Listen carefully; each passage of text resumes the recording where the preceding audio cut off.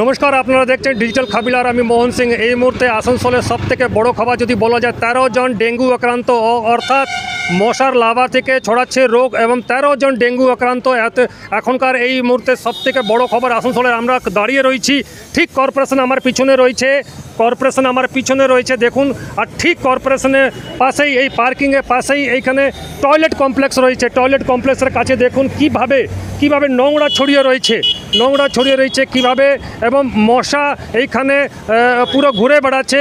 আপনাদের জানিয়ে রাখি যে ঠিক আমার পিছনে আমরা দেখাতে পাবো যে কিভাবে ঠিক কর্পোরেশনের সামনেই একেবারে বলা যায় নোংরা ছড়িয়ে রয়েছে। আপনাদের দেখাবার চেষ্টা করবো। আমি আমার ক্যামেরাম্যানকে বলবো যে কিভাবে এইখানে মশা ঘোরাঘুরি করছে, একটু জুম করে ক্লোজ করে যদি দেখানো যায় যে কিভাবে মশা ঘুরছে।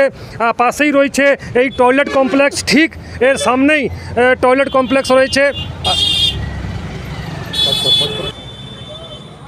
আমরা ছবি দেখাচ্ছি ঠিক কর্পোরেশনের সামনে একটি টয়লেট কমপ্লেক্স। সেই কর্পোরেশনের টয়লেট কমপ্লেক্সে বাজারের ঠিক সামনে এই যে মশার দাপট দেখছেন, এই মারাত্মক মশা। এখান থেকেই বেশ কিছু জায়গা, আসানসোলের বেশ কিছু জায়গাতে ডেঙ্গু ছড়িয়েছে, এবং 13 জন ইতিমধ্যেই আক্রান্ত হয়েছেন জানিয়েছেন আসানসোল পুরসভার চেয়ারম্যান এবং আসানসোল পুরসভার যে স্বাস্থ্য আধিকারিক দীপক গাঙ্গুলি, তিনি জানিয়েছেন। তিনি যে বলেছেন যে 13 জন ইতিমধ্যেই ডেঙ্গু আক্রান্ত হয়েছে। অন্যদিকে দেখা যাচ্ছে যে এই নিয়ে সরব হয়েছে বিরোধী দলের যে অগ্নিমিত্রা পাল, তিনি আসানসোল দক্ষিণের যে বিধায়ক, তিনি অভিযোগ করেছেন বারবার এত কর্পোরেশন যে সব সাফ সাফাই অভিযান করছে, কিন্তু কাজ কিছুই হচ্ছে না। অর্থাৎ অত্যন্ত আনফর্চুনেট, প্রতি বছর আমরা দেখতে পাচ্ছি যে এইভাবে ডেঙ্গির পেশেন্ট বেড়ে চলেছে, এবং শুধু বেড়ে চলা নয়, আজকে তাদের মৃত্যু হচ্ছে, কারণ আসানসোল সরকারি হাসপাতাল সেই স্বাস্থ্য পরিষেবা দিতে পারছে না। আজকে আমার প্রশ্ন আসানসোল কর্পোরেশনের মেয়র সাহেবের কাছে, বিধান উপাধ্যায় মহাশয়ের কাছে। আমার প্রশ্ন ডেপুটি মেয়র অভিজিৎ ঘটক এবং ওয়াসিমুল হকজির কাছে, যে আজকে প্রত্যেক বছর কেন ডেঙ্গি হবে? আজকে প্রত্যেকটা আসানসোলের কর্পোরেশনের আন্ডারে যে জায়গা, তারা স্থানীয় মানুষ বলছে নালী পরিষ্কার হচ্ছে না। বর্ষাকালে জল পড়ছে, নালী ওভারফ্লো করে লোকের বাড়িতে ঢুকে যাচ্ছে। আপনারা কেন নালী পরিষ্কার করাচ্ছেন না? আপনারা কেন দেখছেন না জায়গায় জায়গায় ময়লা পড়ে রয়েছে? ডাস্টবিন, রাস্তায় যে ডাস্টবিন গুলো বানানো হয়েছে, সেই ডাস্টবিন গুলো রেগুলার বেসিসে পরিষ্কার হচ্ছে না। রাস্তার ডাস্টবিন থেকে ময়লাটা রাস্তার ওপরে এসে পড়ছে। এমন রাস্তায় এসে পড়েছে যে টোটো যাচ্ছে, পেশেন্টকে নিয়ে সেই টোটো উল্টে যাচ্ছে। বৃষ্টির জল, তার সাথে গার্বেজের ময়লা, বুঝতে পারছেন? সেখানে মানে ডেঙ্গি হবার একদম সুন্দর ব্যবস্থা আপনারা দেখছেন না কেন? আজকে মানুষ মারা যাচ্ছে কুকুর বেড়ালের মতো প্রতি বছর। আপনাদের তো এটা কাজ, আপনারা তো কোনো দয়া করছেন না। আর আমরা রয়েছি, বিরোধীরা আমরা রয়েছি আপনাদের সহযোগিতা করার জন্য। আপনারা আমাদের সহযোগিতাও নেবেন না, আপনারা নিজেরাও কিছু করবেন না, নিজেদের কাজটা করবেন না, শুধু আপনারা সিন্ডিকেট চালাবেন, সেই বললে তো চলবে না। আগামী দিনে যাতে মানুষের ডেঙ্গি না হয়, 18 জনের মধ্যে 12 জন আসানসোল কর্পোরেশনের আন্ডারে, কেন? সুতরাং এই বিষয়টা দেখুন, তা না হলে আমাদেরকে রাস্তায় নামতে হবে আন্দোলন করার জন্য। আমরা কোনো কি বলবো, অসত্য কথা বলছি না। যে কথাগুলো বলছি সেটা আপনি আপনারা তো রাস্তায় নামেন না, রাস্তায় নেমে একটু দেখুন সাধারণ মানুষ কি বলছে। আমরা রয়েছি সহযোগিতার জন্য, মানুষের যেন কষ্ট না হয়, এইটুকুই বলার।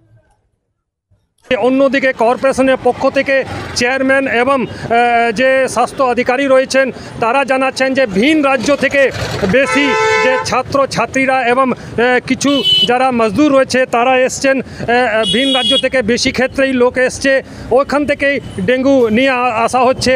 আসানসোল পুর নিগম লাগাতার সাফ সাফাই অভিযান, অন্যদিকে ব্লিচিং বলা যায়, এবং ডেঙ্গুর যে অ্যাওয়ারনেস পুরো আসানসোল জুড়ে চালানো হচ্ছে। কিন্তু আমাদের যে প্রয়াস, সে প্রয়াস চালিয়ে যাচ্ছি। দেখুন, আমাদের এখানে 12 জন এফেক্টেড হয়েছে, তার মধ্যে 9 জন বাইরে থেকে এসেছেন, কেউ ব্যাঙ্গালোর, কেউ ম্যাড্রাস।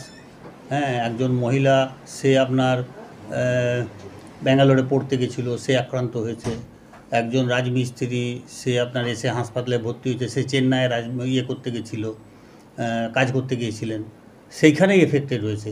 তো এত বড় বড় শহরে যখন এফেক্টেড হয়ে যাচ্ছে, আমাদের আসানসোল শহরে 3 জন মাত্র এফেক্টেড হয়েছে 25 লক্ষ লোকের মধ্যে, এমন কিছু তো বড় ব্যাপার নয়।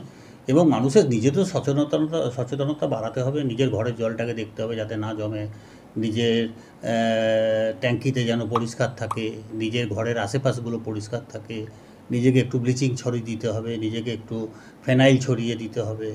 এটাও করতে হবে, কর্পোরেশন তো করছে, কাজ তো কর্পোরেশন করছে, বড় বড় হাইড্রেন করছে। আর ঠিক এই বর্ষা যখন ঠিক শুরু হয়, হ্যাঁ, কন্টিনিউ যদি বর্ষাটা হয়ে যায় তাহলে কিন্তু ডেঙ্গু হবে না, জল চলে যাবে, জল গড়িয়ে যাবে। এই জমে যখন থাকে, বর্ষাটা যদি আটকে যায় সেই সময় হয়। তো আমরা যথাসাধ্য চেষ্টা করব যাতে খুব তাড়াতাড়ি এইটাকে আমরা রিকভারি করতে পারি এবং আমরা যাতে ফার্দার না হয় তার ব্যবস্থা গ্রহণ করব। আপনাদের আবার জানিয়ে রাখি 13 জন ডেঙ্গু আক্রান্ত হয়েছে আসানসোল। এই নিয়ে ছড়িয়ে পড়েছে যে রাজনীতিক মহলেও একটা চর্চা, এবং আসানসোলবাসীরাও এখন ভয় ছাড়ছেন যে কিভাবে এত ডেঙ্গুর আক্রান্ত 13 জন বেড়ে চলেছে। গত বছর ডেঙ্গু থেকে 2 জনের মৃত্যু হয়েছিল, এবার 13 জনের আক্রান্ত রয়েছে। এবং স্বাস্থ্য বিভাগের পক্ষ থেকে, কর্পোরেশন স্বাস্থ্য বিভাগের পক্ষ থেকে জানানো হয়েছে যে বেশ কিছু যা পদক্ষেপ নেওয়া দরকার সেই কর্পোরেশন পদক্ষেপ নিচ্ছে। আসানসোল থেকে ডিজিটাল খবরিলালের জন্য মোহন সিং। ডিজিটাল খবরিলাল, খবর আপনাদের, নজর আমাদের।